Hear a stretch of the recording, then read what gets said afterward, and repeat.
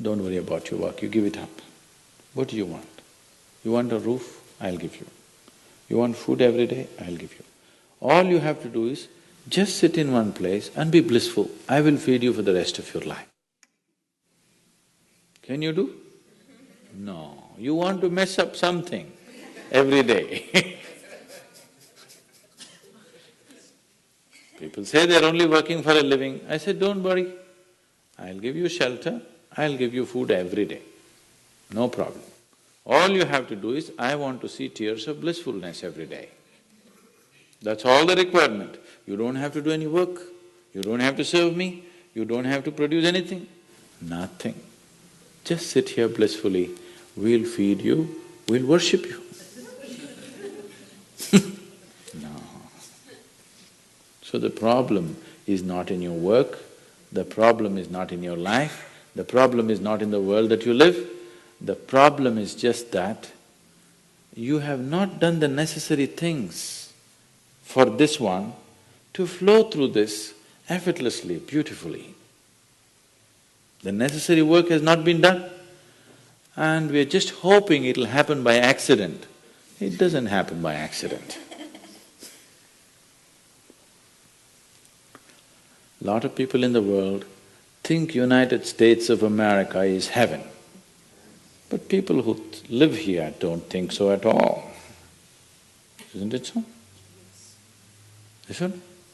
Lot of people in the world are dying to get an entry into the country. If you open up the southern borders, 10 million people will enter tomorrow morning because they think this is heaven. But you are not experiencing it that way, isn't it? You are not experiencing this as heaven because hell and heaven is not a geographical place. Hell and heaven is what you make out of yourself, isn't it? Too much talk about heaven has been going on because there are too many people who made a hell out of themselves. If you had made a heaven out of yourself, would you talk about going to heaven? If you sit here and you're feeling ecstatic right now, would you aspire to go to heaven, I'm asking? Once it happened, early 20th century, an Orthodox Greek church, a bishop from that church, you know, Orthodox Greeks have their own separate church, they have their own pope who lives in Turkey, you know this?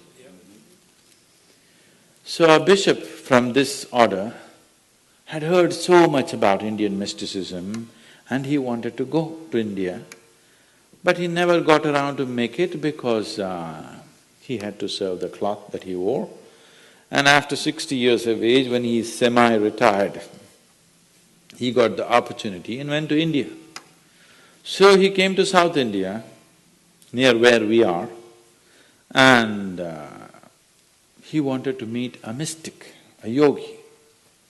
So somebody said, go up this mountain, near a cave, there is a yogi sitting, you can go. So our man went, plodded up the mountain, halfway up and went. In front of a cave, an old man with a gentle smile upon his face was just sitting with his eyes closed. So the bishop went and prostrated. He cannot do it, he is not made for that. But they had told him, if you go to India, you have to crawl. He prostrated like this and with all his four limbs he got up. The yogi looked at him with amusement. Obviously he has never prostrated anywhere before. And he smiled. Then the bishop said, I am like this, I am a bishop. I have served in the church for so long, but I have a few questions, can you answer?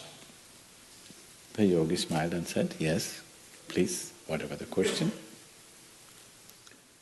Then the bishop asked, what is life? At the age of 60.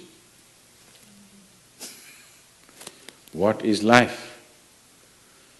So the yogi closed his eyes, became very blissful and said, life is like the fragrance of a jasmine on the spring breeze. And tears of blissfulness flowed out of his eyes as he was saying this. Then the bishop said, no, no, no. Our Pope has told us life is like a thorn and we must renounce it. And even symbolically, Jesus himself wore a crown of thorns. So, how come you say this? Our Pope says otherwise. The yogi looked at him, smiled and said, well, that's his life.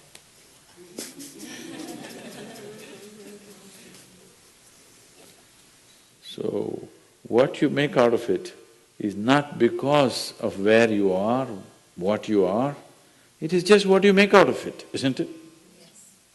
So, have you created the necessary mechanism? Have you created the necessary system? Have you created the necessary ingredients within you to make this like the fragrance of jasmine on a spring breeze and not a thorn? If it's a thorn, we must pluck the damn thing out, isn't it? Isn't it so?